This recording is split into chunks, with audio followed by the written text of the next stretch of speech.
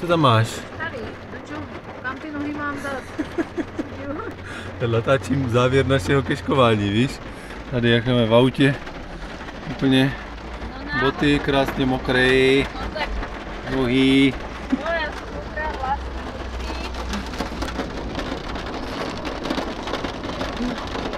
No, máme zafuněno. Jak je promočené, všetko, nechvali tam, super. A tam už nepršalo normálně. Tak ukáž, dáme to sem, všecko. Ježiš, to je to. Fuj. Úžasné. Spírka, tak.